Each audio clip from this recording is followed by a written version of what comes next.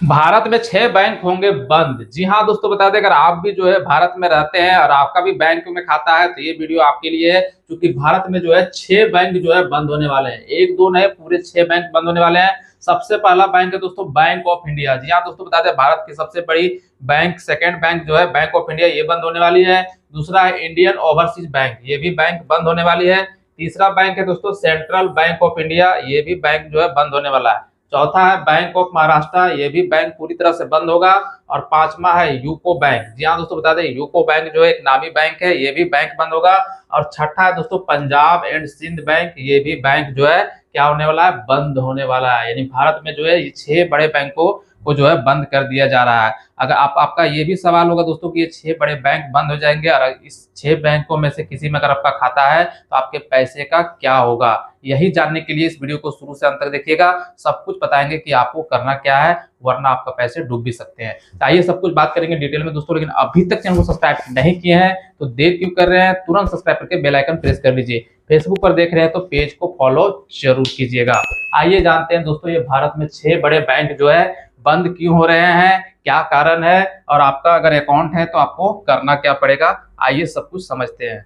आइए बात करते हैं दोस्तों, भारत में बार बार बैंकों को मर्ज क्यों किया जाता है। जी हाँ दोस्तों, बता दें जो बैंक 6 बंद हो रहे हैं वो बंद पूरी तरह से नहीं, एक तरह से जो है मर्ज किया जा रहा है। मर्ज का मतलब होता है दोस्तों इस बैंक को जो है दूसरे बैंक में मिलाया जा रहा है, यानी इस बैंक को जो है बंद करके दूसरे बैंक में मिलाया जाएगा, उसको मर्ज कहा जाता है। सरकार का जो है बैंकिंग सिस्टम को जो है मजबूत बनाने का लक्ष्य रखा गया है। क्या रखा गया है दोस्तों, सरकार जो है बैंकिंग सेक्टर को जो है बहुत ज्यादा मजबूत बनाना चाहती है, ताकि बैंक कभी दिवालिया घोषित ना हो और पब्लिक का पैसा डूब ना जाए। इसलिए सरकार जो है समय समय पे क्या बैंक को मर्ज करती है। बात करते हैं दोस्तों मजबूती। जी हाँ दोस्तों, बता दें छोटे बैंकों को जो है जोड़ करके मजबूत बैंक बनाना चाहती है, ताकि जो है प्राइवेट और विदेशों में जो है बैंकों का जो है सामना कर सके। यानी हमारा इंडिया का बैंक जो है वो विदेश के बैंकों को जो है सामना करेगी, टक्कर देगी, इसीलिए बैंक को मर्ज किया जाता है।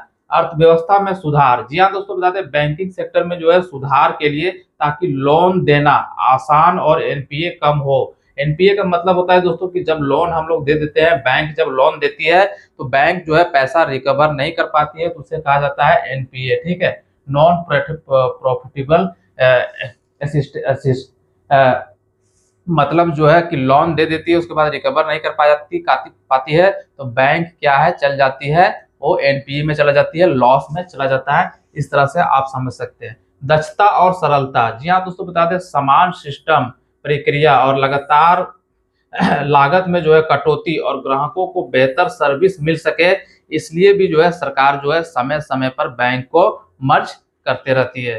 बात करते हैं दोस्तों संकट प्रावधान। जी हाँ दोस्तों, बता दें कमजोर बैंकों को जो है बनाए रखने का तरीका, ताकि वित्तीय संकट के समय में ग्राहकों को जो है सुरक्षित प्रदान कर सके। यानी सरकार चाहती है कि जब जो है हमारा अर्थव्यवस्था जो है भारत का कभी अगर मान लीजिए चरमरा जाए, गड़बड़ा जाए, तो बैंक जो है उस टाइम सहयोग कर सके हमारे भारत के पब्लिक को, इसीलिए बैंक को जो है मर्ज किया जाता है।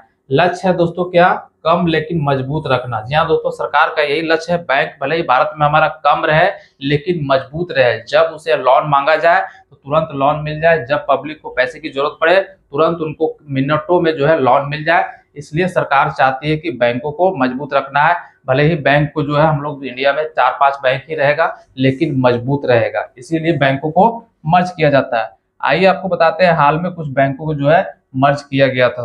बात करते हैं दोस्तों 6 बैंकों का विलय जो है 2026 तक जो है हो सकता है। सरकार बैंकिंग सिस्टम को मजबूत बनाने का लक्ष्य रखा है। मजबूत की बात किया जाए दोस्तों पीएसबीएस के बारे में, तो छोटे और कमजोर पीएसयू बैंकों को मिलाकर के मजबूत बैंक बनाना है, इसीलिए सरकार जो है ये 6 बैंकों का विलय करने जा रही है 2026-27 फाइनेंशियल ईयर में। बात करते हैं वचता और प्रणाली। जी हाँ दोस्तों, बता दें प्रक्रियाओं को जो है सरल और लागत और समय को जो है बनाए रखना है, इसीलिए भी जो है 6 बैंकों को मर्ज किया जा रहा है।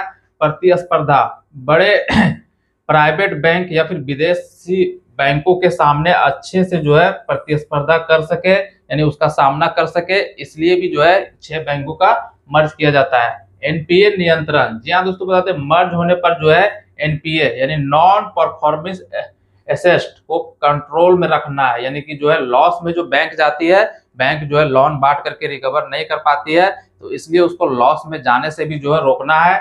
इसीलिए जो है बैंकों को जो है क्या है, मर्ज किया जा रहा है, जो कि बता दे एसबीआई, पीएनबी और बीओबी में, बैंक ऑफ बड़ौदा में मर्ज हो सकता है। आइए आपको बताते हैं हाल ही में जो है 2020 में कुछ बैंकों का मर्ज किया गया था। कौन कौन से बैंक मर्ज किए गए थे, आइए देख लेते हैं। बात करते हैं दोस्तों, भारत में हाल ही में जो है कुछ प्रमुख बैंकों का विलय हुआ था। कब हुआ था? 2020 में हुआ था। ठीक है, 2020 में कुछ बैंकों का विलय हुआ था। बात करते हैं दोस्तों, ओरिएंटल बैंक ऑफ कॉमर्स और यूनाइटेड बैंक ऑफ इंडिया, ये दोनों बैंक का विलय किसमें हुआ था? पंजाब नेशनल बैंक में हुआ था। कब? 2020 में जो है विलय किया गया था। वहीं बात करते हैं दोस्तों, तो सिंडिकेट बैंक का भी जो है विलय हो चुका है 2020 में। ये भी बैंक आपको भारत में नजर नहीं आता होगा। किसमें हुआ था? कैनरा बैंक में विलय किया गया था। वहीं आंध्रा बैंक और कॉर्पोरेशन बैंक, ये दो बैंक का भी जो है विलय किया गया था 2020 में।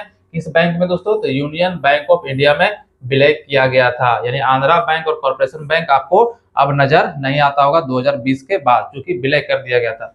वहीं अगला बैंक है आंध्रा बैंक और कॉर्पोरेशन बैंक, ये भी दोनों बैंक का विलय जो है यूनियन बैंक ऑफ इंडिया में हुआ था। वहीं दोस्तों अगला है इलाहाबाद बैंक। इलाहाबाद बैंक एक बहुत ही नामी बैंक था दोस्तों, इसका भी विलय 2020 में हुआ था। किसमें? इंडियन बैंक में विलय हो गया, अब जो है इंडियन बैंक बन चुका है। अगला बैंक है दोस्तों विजया बैंक और देना बैंक, ये दोनों बैंक का भी विलय हो चुका है। किसमें? बैंक ऑफ बड़ौदा यानी बीओबी में जो है विलय हो चुका है 2020 में ही। बात किया जाए इलाहाबाद बैंक का विलय जो है इंडियन बैंक में हुआ था, विजया बैंक जो है वो बैंक ऑफ बड़ौदा में, और एचडीएफसी लिमिटेड और एचडीएफसी बैंक, ये दोनों बैंक जो है एचडीएफसी बैंक में विलय हुआ था। देखा जाए तो जो है 2020 में ये सारे बैंकों का विलय किया गया था। अब 2026-27 फाइनेंशियल ईयर में जो बैंक विलय होगा वो भी जान लीजिए कौन कौन सा बैंक किसमें विलय होगा। ये बात करते हैं संभावित बैंकों का विलय 2026-27। नोट, यह सिर्फ अनुमानित योजना है, ये भी जो है कोई कंफर्म नहीं है। तो बात किया जाए दोस्तों,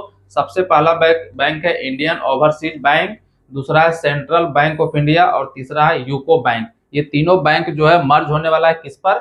एसबीआई, भारत की सबसे बड़ी बैंक एसबीआई में मर्ज होगा ये तीनों बैंक। ध्यान दीजिएगा, ये तीनों बैंक में अगर खाता है तो आपका कुछ दिन के बाद जो है आपका खाता कहाँ ट्रांसफर हो जाएगा? एसबीआई में ट्रांसफर हो जाएगा।